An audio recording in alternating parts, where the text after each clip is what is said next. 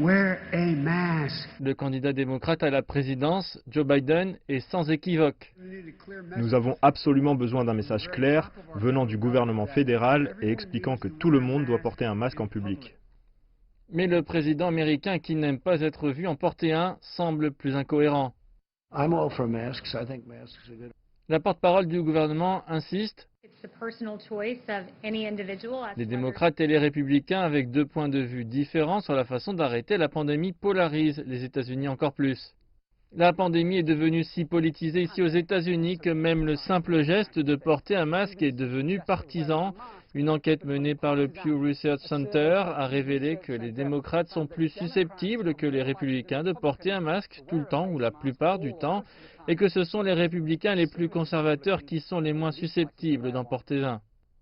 Et les responsables de la santé semblent être les plus touchés par cette polarisation en raison des décisions qu'ils prennent. Les menaces de mort ont commencé le mois dernier lors d'un direct Facebook sur le Covid-19 quand quelqu'un a suggéré que je devrais être abattu, a déclaré Barbara Ferrer, directrice du département du comté de Los Angeles de la santé publique.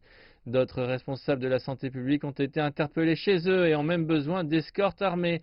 Certains ont même quitté leurs fonctions selon Lori Freeman, dont l'organisation les représente.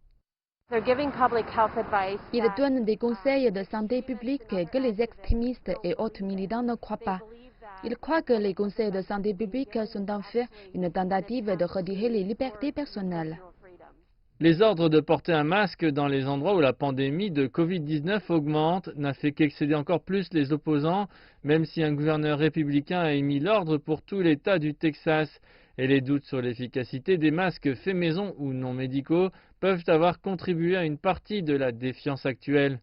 Dans la santé publique, nous devons mieux expliquer qu'il s'agit d'une nouvelle maladie et que nous apprenons au fur et à mesure et que la science et les données sont toujours un peu derrière nous. Mais si le président Trump envoie des messages confus sur le port du masque, son vice-président et même des membres de son parti conseillent maintenant au public d'en porter un.